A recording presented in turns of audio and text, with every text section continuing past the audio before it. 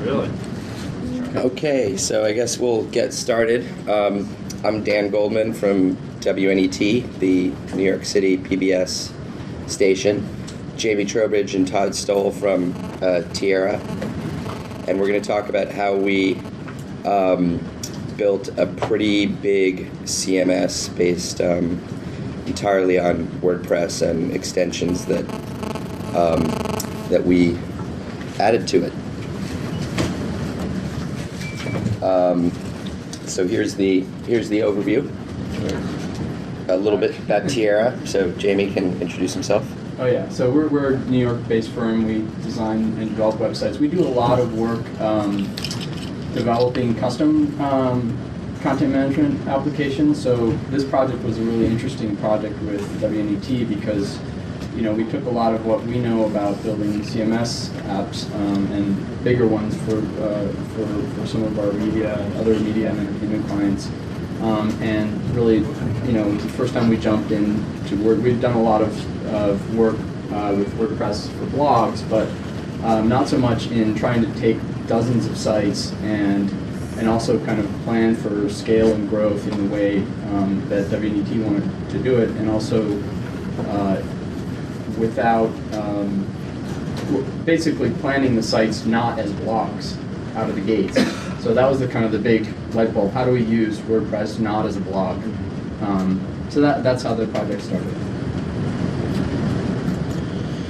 Okay, and so WNET used to be called EBC, Educational Broadcasting Corporation. It's both the operator of the 13 and WLIW 21 television, state terrestrial television stations, but it also produces a big chunk of the national program lineup for PBS, so American Masters, Great Performances, Nature, etc.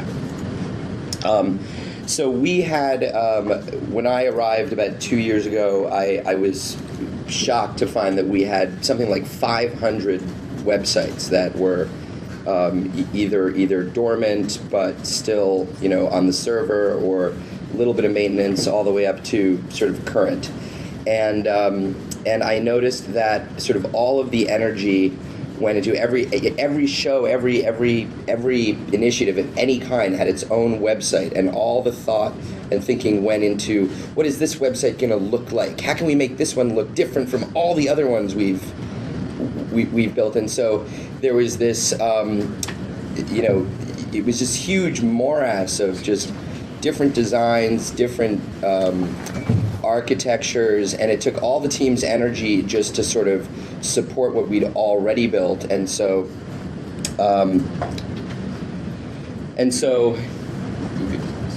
really all the effort just, you know, went into here, and then by the time it was time to sort of release the site into the wild, either we had to run and launch 5 other sites, or you know, so really this was sort of the end of the road for every site. You'd launch it and then forget about it.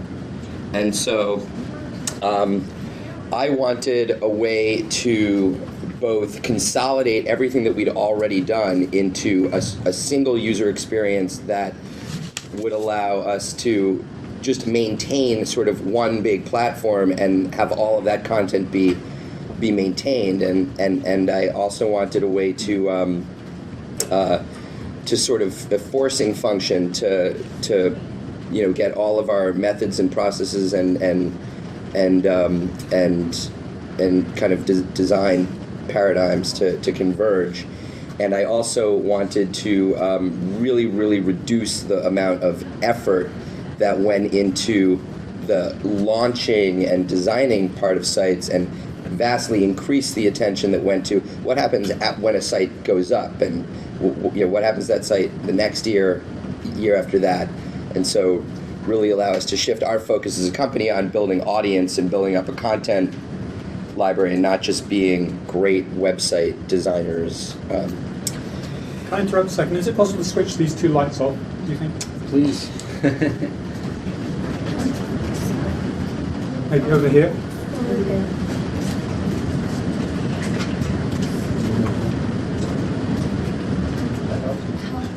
No, it's the ones that are directly shining on the...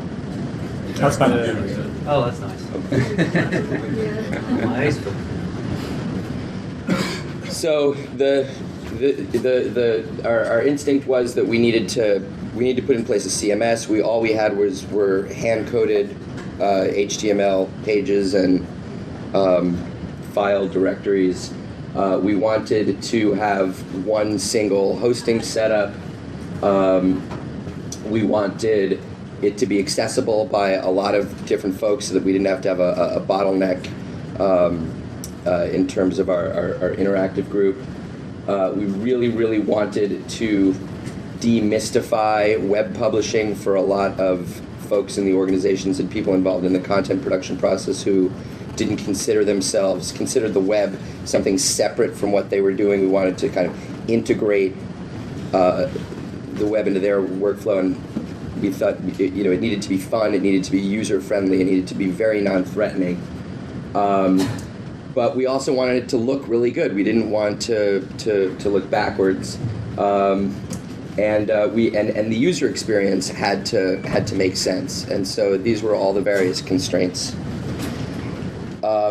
So why WordPress? A lot of people asked us that. When I talked initially about that we were going to be doing this thing on WordPress, especially around the PBS system, everyone wanted to engage me in a debate. Well, how'd you pick WordPress? I mean, what Drupal, blah. And honestly, it took us about a week. We just said, why not? If it doesn't work, we'll know pretty quickly. Yeah. And but we thought, everyone, whether they know it or not, has seen a WordPress blog. Some of the first blogs were done in WordPress, so that whole paradigm of the post and the comments on the bottom, and everyone knows how to navigate it. So we just thought right there, that's taking the whole design debate out of the picture and saying, let's just move past that. The real depth is going to be in having all of this content that's normalized to an information architecture that everyone's going to pretty much instinctively recognize, especially our audience that's older and not particularly early adopters. And it had what we really liked about WordPress, which we didn't know at the time, but we found out later, is it really is kind of the best back end. It's extremely user friendly. It's very logical. So that was going to help us get buy-in on the content side, so from television producers and others involved in the content process, and make the content process, expose that right to the web instead of this process that we did have, which was this long buildup of collecting lots of content, creating custom designs. And so I pretty much covered all those points in slightly.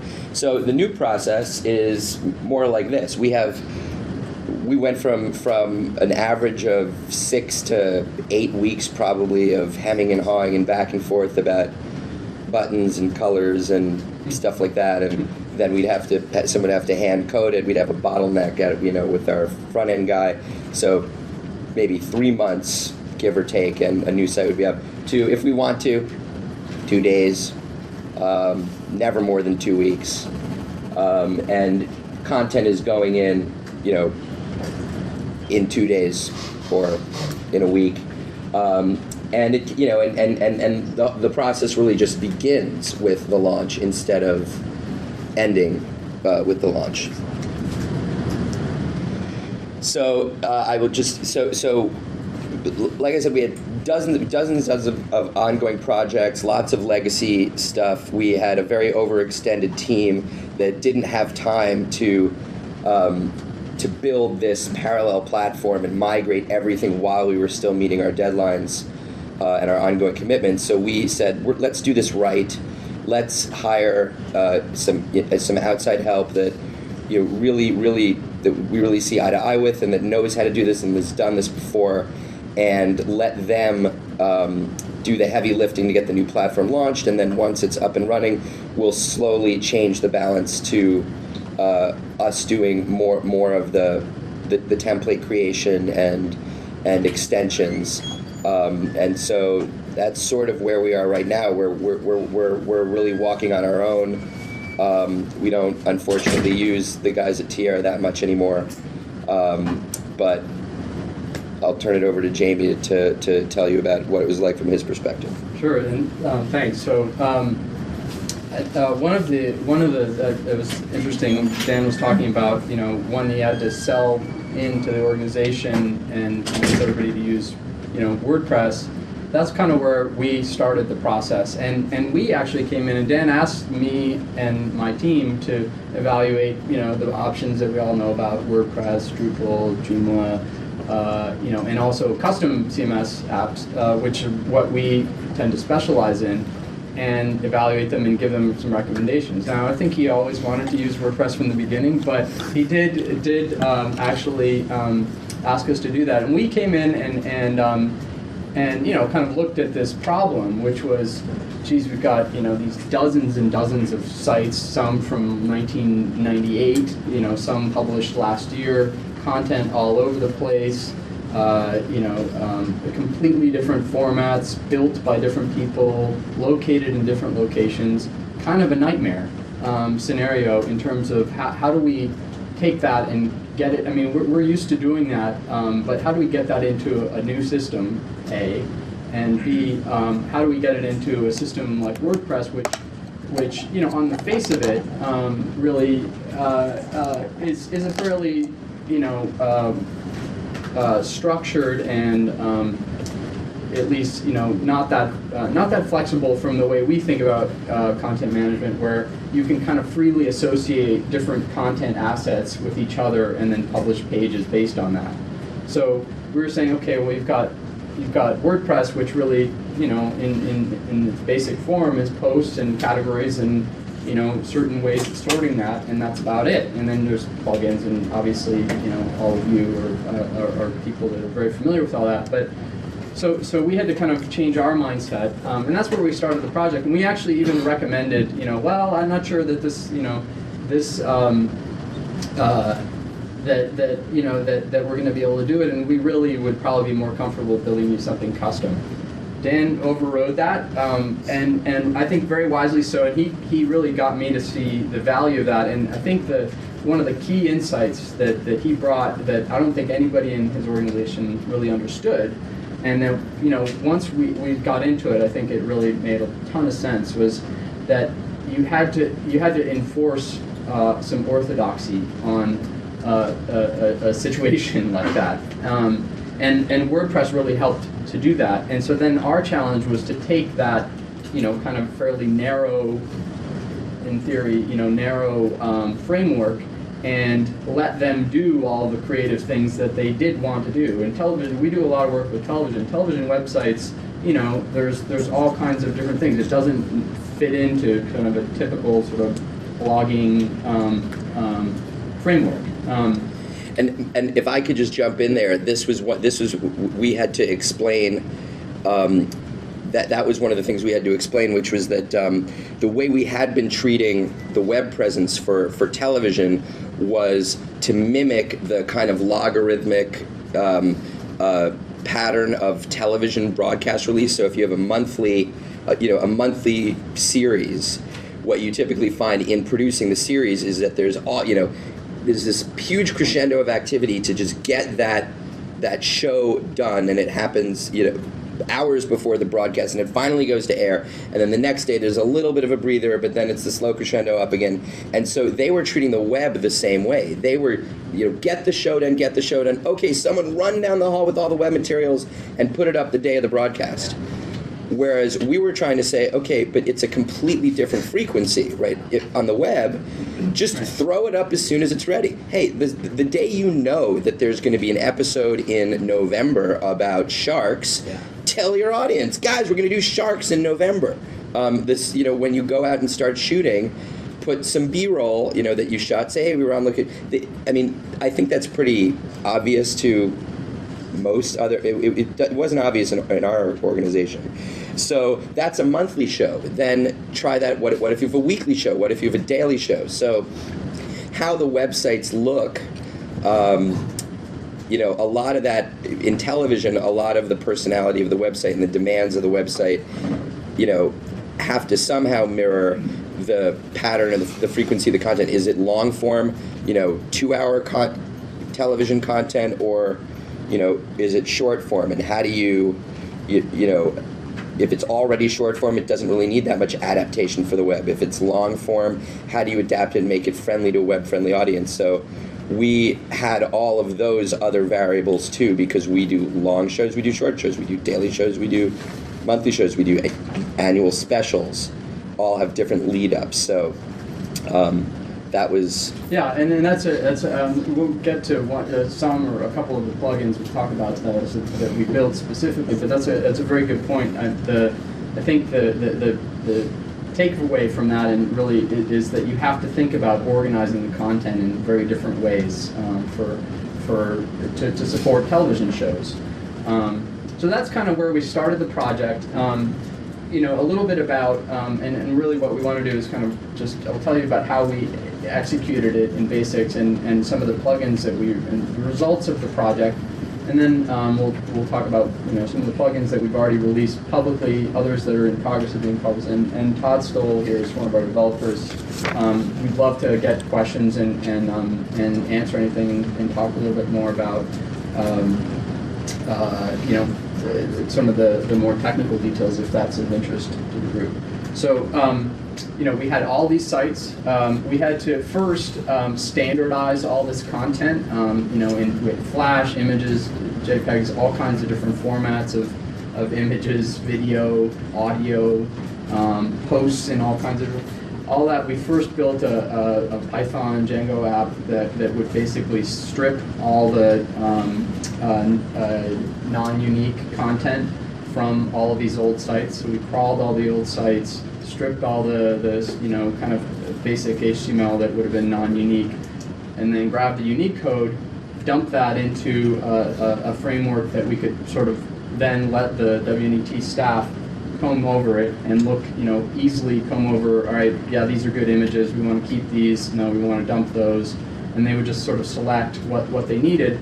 And then we had another sort of script as part of that app that would dump it into the WordPress database. So that's kind of how we got everything in there. So now we've got all this kind of stuff in the form of posts and totally all over the map. Doesn't look, it looks like traditional blogs at that point. The other challenge simultaneous to that was starting to design. Take a theme, which we picked, we picked a theme out there, and then we kind of heavily adapted that so that it would meet a lot of their promotional needs and the way that they wanted to organize the site, which had nothing to do with the traditional kind of blogging hierarchy. So we just established kind of a common architecture, and we could talk a little bit more about that later, but the idea was, how do we find a sort of visual design that will support any kind of show, and including a lot of other things that WNET does that aren't shows, educational conferences, things like that. So we did that work, and then we really had to start building, mapping those things together. How do we get, like Dan was saying, how do you get a show about sharks, organize that in an animals category, let's say, and then but also associate other content that might be related to it in kind of a ad hoc way. Let you do that through the WordPress admin for editors, and let them do that easily.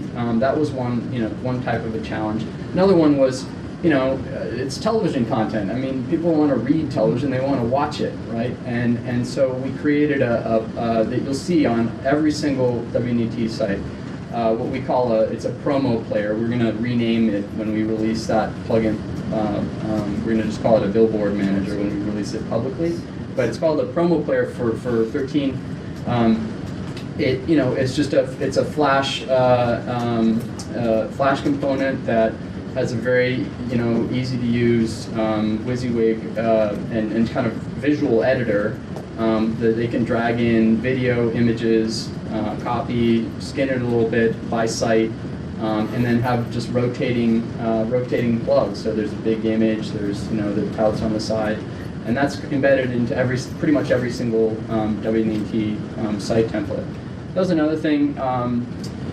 Audio, video, different plugins to do that. And then I think the other thing that we were worried about is that a lot of these sites are launched via PBS. Other sites are launched by just WNET here in New York. So lots of different domain issues to resolve, all through sort of a centralized database. And so one of the things that we kept running into is like, how do we, we built it really for ourselves to be able to query or look at and see what queries are getting run against run against the database for any given site, so we could optimize how pages are built. So those are some of the things. There's a lot more to it. We'll just talk about sort of what this enabled. Dan touched on this a little bit before, but basically over over the course of the last year, they've been able to launch. There's I think like 60 or more sites at this point, and they launch them daily. We don't even and this was one of Dan's original goals, was we want to help you get Tierra to help you build this.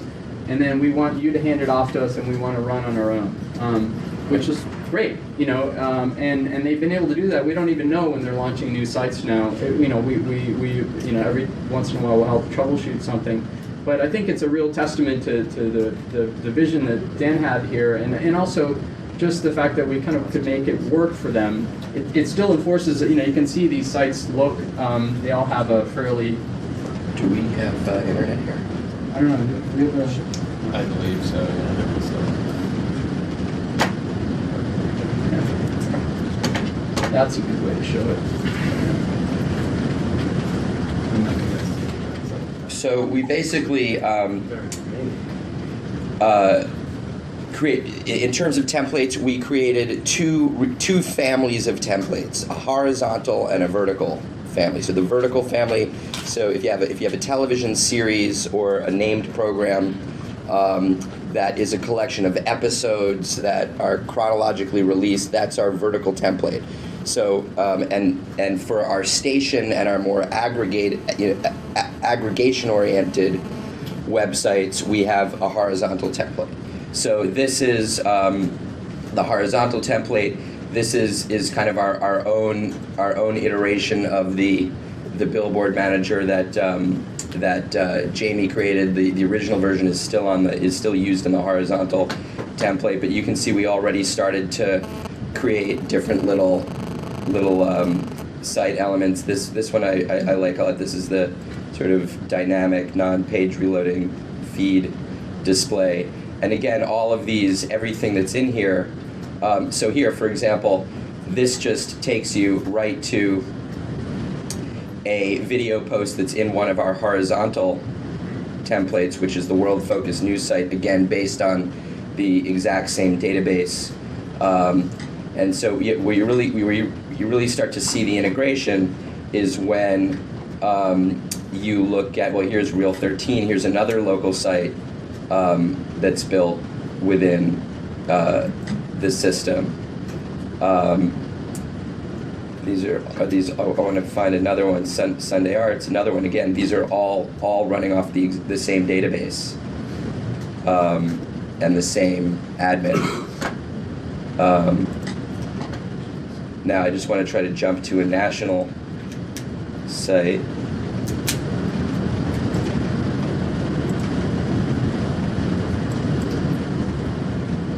There we go, American Masters. Okay, so here's a post on American Masters. Now this is the vertical template right here, and here's Jamie's the promo player, and this is this has a WordPress admin that people can use, and so the main my main idea that I had in mind about WordPress even before I started talking to Jamie was, let's just make all of these series as blogs of blogs. So let's make each episode a blog. So if there's a blog for an episode, that one post in that blog might be the full-length video, one might be outtakes, one might be a transcript, one might be the bio of the producers, but that's a blog. And then the next episode is also a blog. But then the top-level blog is just whichever posts from any of the episodes, and that way you can keep adding to the episode blogs, and that populates the landing page. And so now all of a sudden American Masters is a blog, and it just didn't seem to me like there was anything wrong like it had to be any more complicated than that. And so why go and get a system that is, Drupal, that takes much more technically demanding, sort of harder on the eyes in the back end, when we had all of these other contingencies to deal with, like, will producers adopt this paradigm? Will the user experience be simple and consistent across sites? Because we had no cross promotion from sites. The designs were just too crazy. The level of content, the way it was produced, was just too inconsistent. It was just not a good user experience. So if you look, this is American Masters. If we just go to pbs.org/nature, WNET. How was it read that? looks familiar. But it took really no time for everyone to figure out that it didn't matter that they were the same template. I mean, initially, people would talk your ear off about how, it can't be the same template, and then we just did it in the exact same template, and everyone stopped talking about it. So anyway, back to the.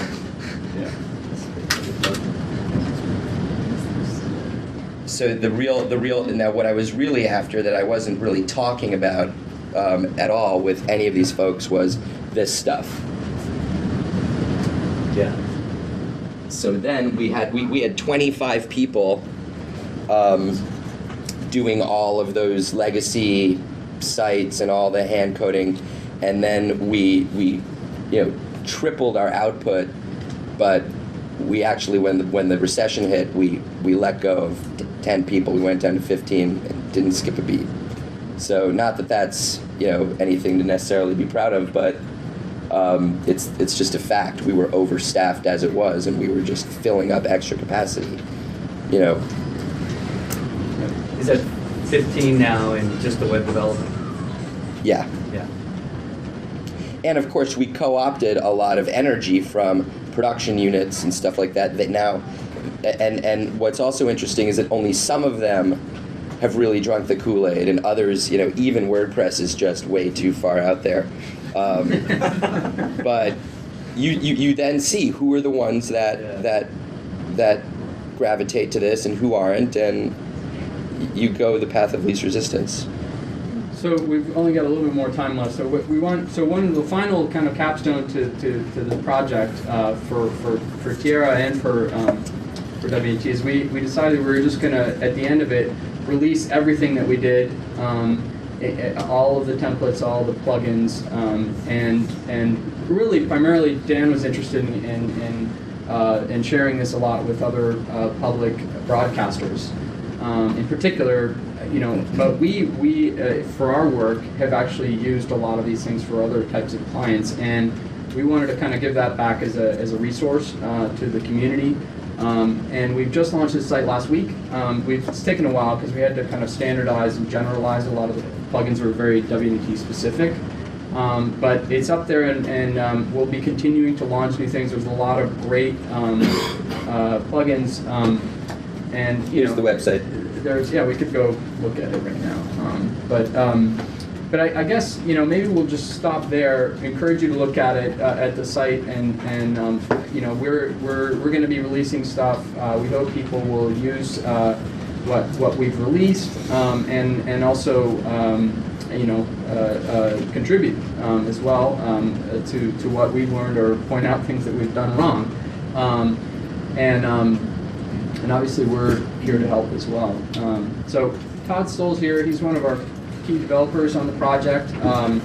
We would be happy to answer any questions specifically about the plugins or the templates or anything like that, themes. All right, let's go. Let's see. Right here. I've got kind of related to that, maybe more towards you, Dan, but any thoughts on user management and rights in a big kind of organization like this, where maybe the team that's only supposed to be working on nature has permissions, or just let everybody have What are we doing for that? And trust everybody.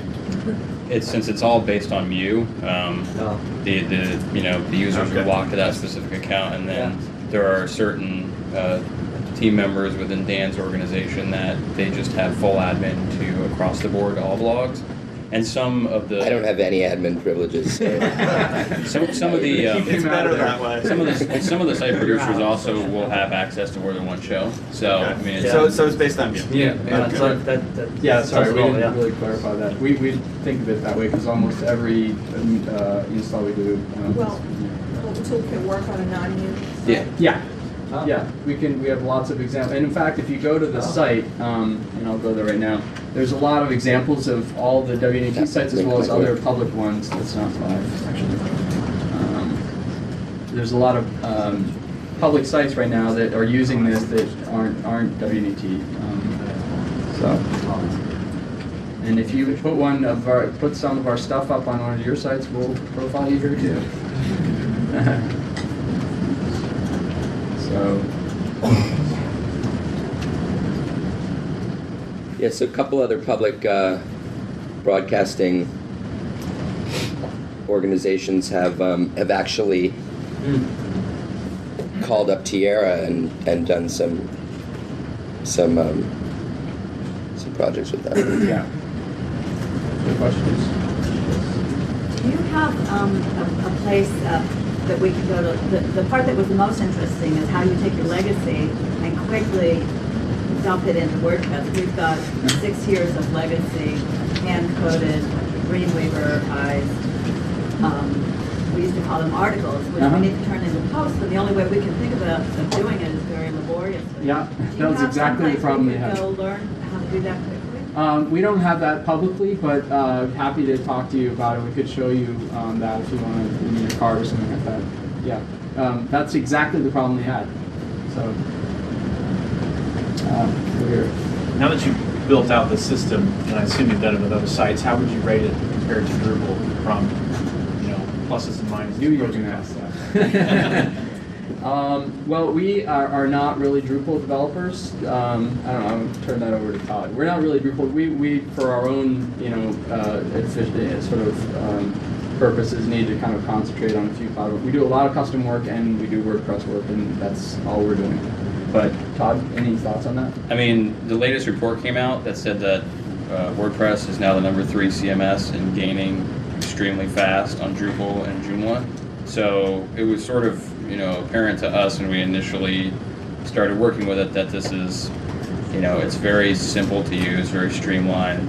They had a lot of attention to detail on the back end, and Drupal was sort of like a hornet's nest to get through.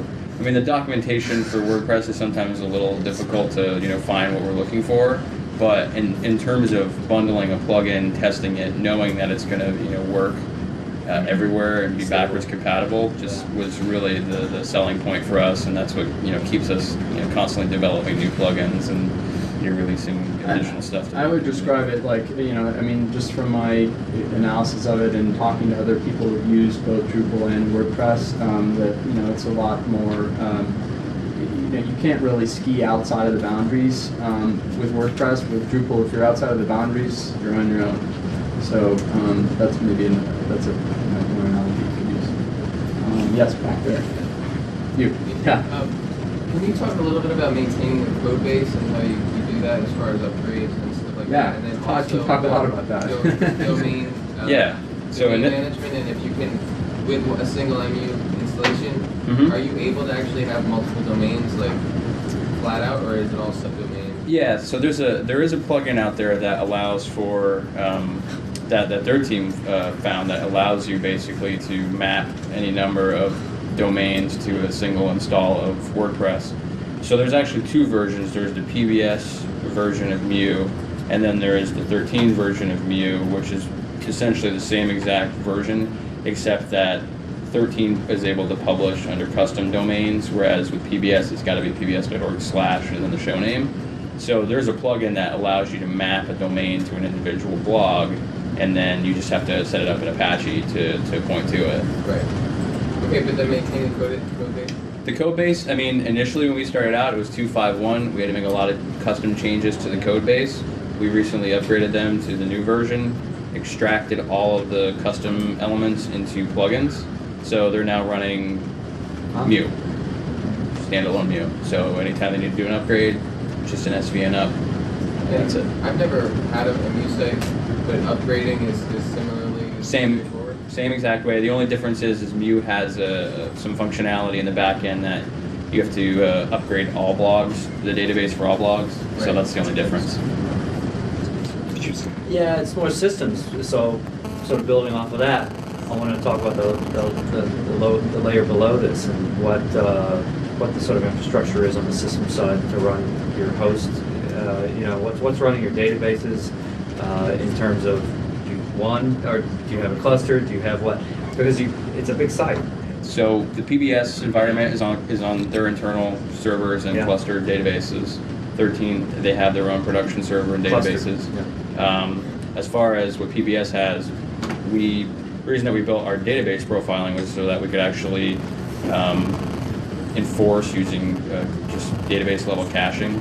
So everything is MySQL based, and we use memcache on top of it, and that's how we're able to make sure that even if it's not our plugin, we don't own it, that we can go through and make sure that the caching is enabled, and if not, we'll actually take ownership of that plugin, add the necessary caching to it, keep the database load down. Yeah. And just in doing that and doing a plugin auditing has really sped up the PBS environment quite a bit. Yeah. So everything now is cached and remains cached and seems to, the performance has certainly increased now where they're really snappy. And it's off of a cluster, but it's just one big database for both sites? Or one separate. Yeah, they're two separate databases. But But only because PBS wants it that way, not Right. because I see. we couldn't have it in one database. Sure. Thanks. Version 2.9 is going to come out pretty soon, and it has apparently incorporated a lot of the plugins a lot of us have been trying to get to work with our CMS. Are you going to have to redo your plugins? No. I mean, I'm actually using the bleeding edge 2.9 as they release it. Yeah. So that's what we're developing the newer plugins on. We'll test it, back to 2.8.5. There's the changes that I've seen are more that when you delete something, it doesn't physically delete, it puts it in the trash. And so you still have access to it for a while. As far as like the underlying code base, it's more security features that I've seen enhancements, but everything that we've used that's on the 2.8.5, current version works with 2.9. And we just keep up to date, as we develop, but no problems. And if anyone ever, if you have suggestions on our plugins, just leave a comment on our site. That's how we've enhanced a lot of our plugins, is we've actually just listened to what users were looking for and said, yeah, that's a really good idea. Let's implement that. And if you have any issues, we're certainly more than happy to help. And as Jamie said, we're releasing 4 new plugins, 2 probably before the end of the year: our Billboard Manager and a photo gallery, and then collections, which is the driving force on how content is organized and displayed on all of the PBS and 13 sites. We're actually going to go and sort of rewrite that from scratch and really stream it down, make it very, very simple, because it's very logic oriented for their purposes, and we know that we can make it a lot easier to use. But our playlist manager, our billboard manager, and our photo gallery manager will all look very similar, and they're very lightweight, so you can do a lot of additional functionality. And we're talking about sometime either quarter 1 or quarter 2 actually developing a video player as well.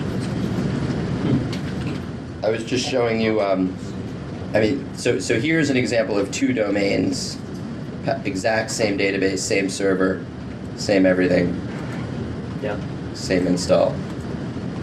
We'll be posting some of the third-party plugins that we don't develop, but that are very useful and that we've used throughout.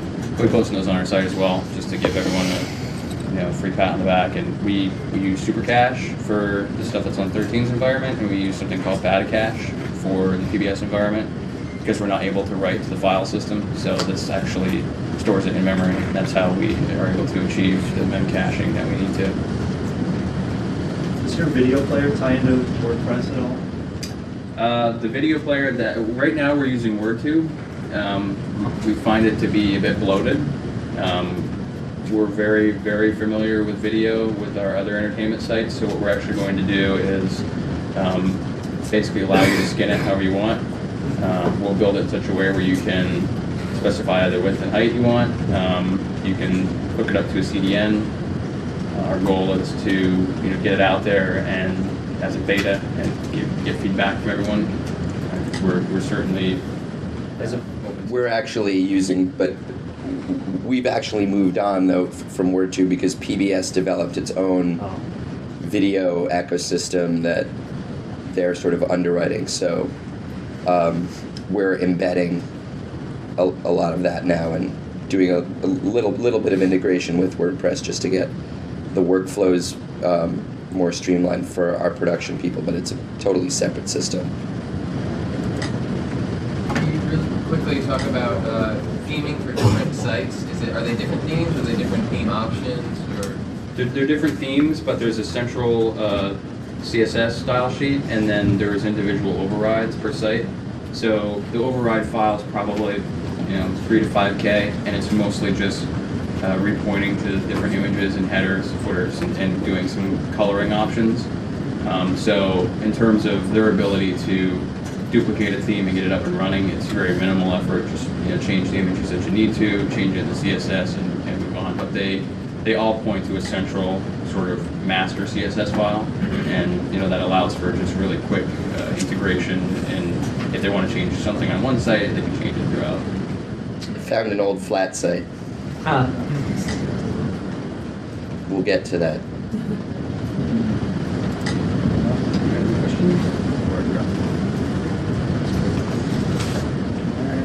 Well, feel free to Please stop by and we're happy to answer questions, email us, send us some cards, whatever. Thanks very much.